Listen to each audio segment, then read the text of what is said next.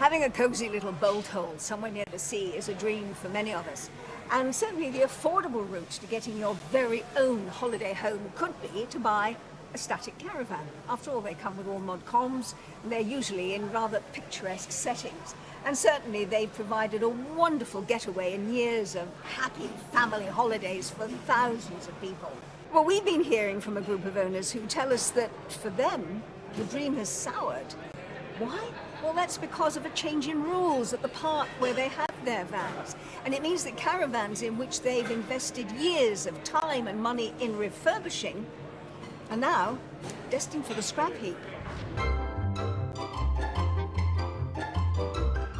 Scenes like this evoke memories of the British boom in caravanning, which started in the post-war period and peaked in the 60s, when 1 in 7 holidays was in a caravan. Recollections of childhood holidays that are cherished by Linda Mackay from Pontefract, whose family were regulars at caravan parks in and around Skegness. Looking back on all these memories of previous holidays with my children, my parents, makes me feel extremely lucky that I've had the opportunity to do that. After both her parents passed away, she hoped to continue the family's caravanning tradition with her own children. In June 2018, Linda and her sister Alison used an inheritance to buy a static caravan in Skegness. When I think back to my childhood memories, it makes me warm and happy, and we want to recreate those memories with our families. The 2-bedroom, 6-berth caravan was built in 1998 and sits on the site of the Fantasy Island theme park. It cost the family around £9,000 and they pay around £3,250 a year for the pitch at the site. Yes, madam. For most of 2020, the site has been closed, so the family has been relaxing at home in their summer house, reflecting on memories of better times spent in the caravan. The first holiday was, it was brilliant, because this is mine. You know, we own something. it was lovely. Yep, enjoy. There's more to discover. Part of the appeal of the caravan was its location at Fantasy Island. This 2019 advert for the theme park boasts lots of family fun with over 30 rides and attractions. Come for the day or stay for the week. Fantasy Island, Inglemells. We're closer than you think. Fantasy Island is a theme park, so there's big rides. They have a pyramid with all sorts of different activities in. Plenty of places to eat. There's loads of entertainment. Right from the start, Linda and her family knew that owners were expected to make sure caravans were well maintained and to keep up with the site fees, and that's exactly what they've done. We put new flooring in, new carpets, new beds and new mattresses so that they're really comfortable. Everything's brand new there. Linda reckons that they've spent around £5,000 getting the caravan just how they want it. It's just lovely inside. It is. It was nice when we got it, and it's even nicer now. But then in September 2020, just 2 years after they bought it, Linda received letters saying the rules were about to change for the 340 caravan owners at Fantasy Island. This is the letter that I received from Fantasy Island, where it states, we will be implementing a maximum age limit on all caravans of 22 years. This means that as of the 1st of March 2022, your caravan must be a year 2000 model or newer, which made me feel absolutely gutted.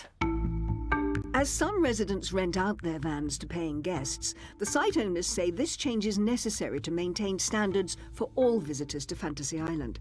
For Linda and her family, it meant they would have to scrap the caravan, which they'd spent so much time, effort and money on in just over a year.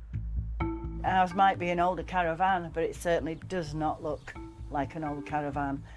We've put a lot of effort into it. It doesn't need upgrading, and we find this extremely unfair.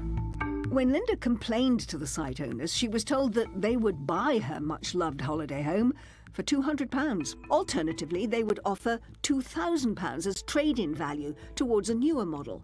But Linda says that would be just a drop in the ocean. To look at a decent upgrade that's going to give you a few years left on that site, I think you're looking at a minimum of another £15,000 spend, which is money we don't have. We didn't come by this money very easy. We had to suffer a great loss to get this money. and we thought we were putting it into something that would be really good for all the family. Linda says moving it to another site isn't really a practical option. We can move the caravan off the site and sell it elsewhere, but the cost of doing that would probably outweigh what I'd get for the caravan.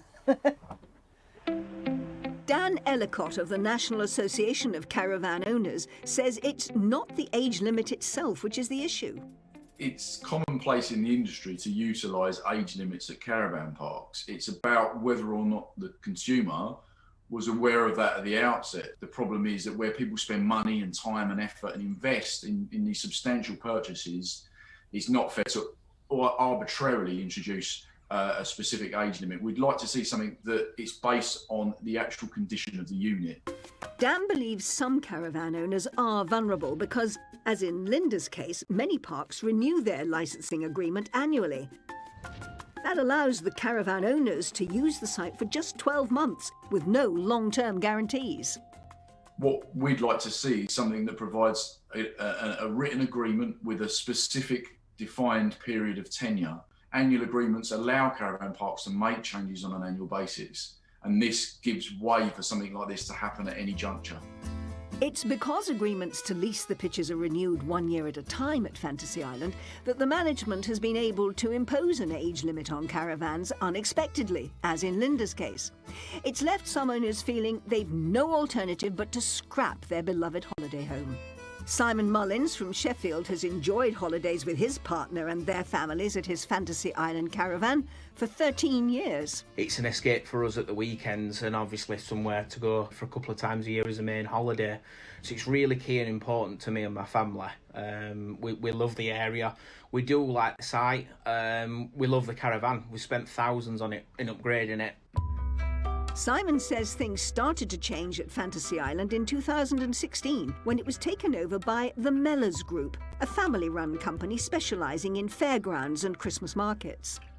I remember speaking to one of the brothers very, very briefly when they were walking around the site, and one of the things that naturally everybody was worried about is they're a big showman family, they're into theme parks, they're into rides.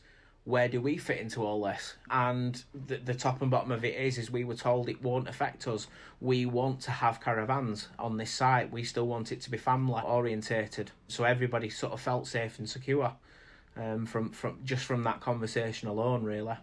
But despite that, Simon says he now faces losing his caravan in less than 12 months. After 13 years of being on the Fantasy Island site, the only options that I'm left with now is to either upgrade or walk away and leave the site. If I wanted to upgrade to guarantee myself probably in the region of about another 7 to 9 years on site, I would have to pay around £20,000 to upgrade. My only other option, if I can't, which personally I can't afford to do the £20,000, is to walk away, and that faces where the caravan either gets scrapped, which has a environmental impact, or it's sold on to a dealer, and I would get £300 at best when I walk away. To be now told that we've got the best part of a year left and we have to leave, for me personally, it's very disappointing and it's very upsetting. It does make you angry as well. And he's not alone. Simon says that several other caravan owners on the site feel similarly concerned about the changes being implemented. He's written to Fantasy Island in the hope of finding a compromise. I personally reached out to Fantasy Island and asked them if we could have a talk about it. I accept that businesses have to change. Things have to change over time. I agree that the site does need to be upgraded. I would like to think that they would want to come and talk to us, but unfortunately I've had absolutely no response from them since September of this year. The caravan owner's main complaint is that this new rule has been implemented with little or no consultation. Naomi Wilson, who bought her 15-year-old caravan in July 2020 for £12,000, says she was blindsided by the new contract, which means she'll have to replace her caravan in 7 years. I went to sign the contract on the 10th of July this year and collect the keys. It was around 8.5 weeks, not quite even 9 weeks later, that I got a letter from Fantasy Island stating that they changed the terms and conditions and was implementing an age ruling on all caravans. This has left my family devastated. We brought the caravan in a central area so my dad could be independent, so that my grandkids could enjoy the area, and everything has just changed. My whole family are devastated. Legal expert Gary Rycroft believes that this change in contract could be deemed unfair. For me, the legal situation here is relatively straightforward. The starting point with any kind of contract or agreement is that it can't be changed unilaterally.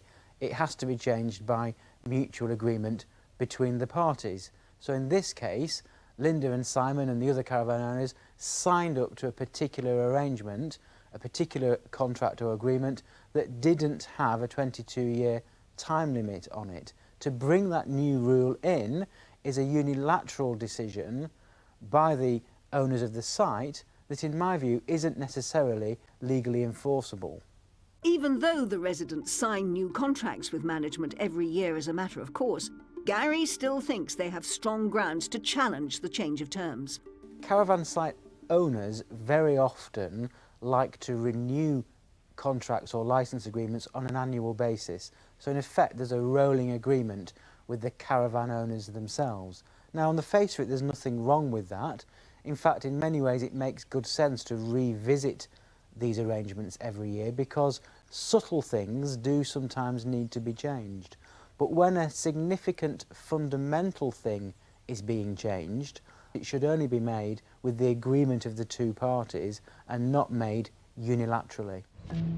And although some of the owners of older caravans feel they've been given an ultimatum, Gary says there are more options open to them than they might think. He suggests that they challenge the new rule by writing a collective letter to the owners of the park on behalf of all affected residents. They could even consider consulting a lawyer about the fairness of the new contract.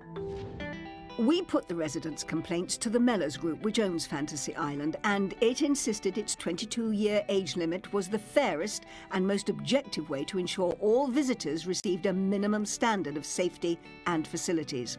It said age limits were common practice in the industry and pointed out that it was offering 7 more years than the 15-year benchmark suggested by the National Association of Caravan Owners. The company insisted that it had engaged in good faith with tenants to make this transition as smooth as possible.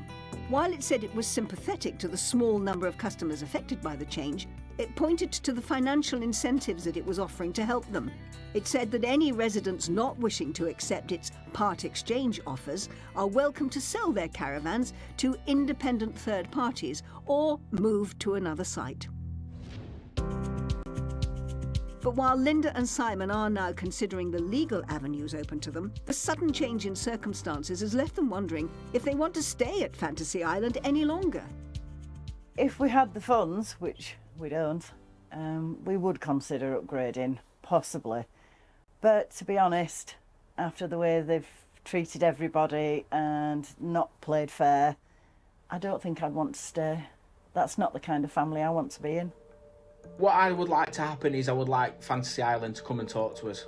But what I think is going to happen in reality is come October next year that I will just walk away from my caravan and so will hundreds of other owners.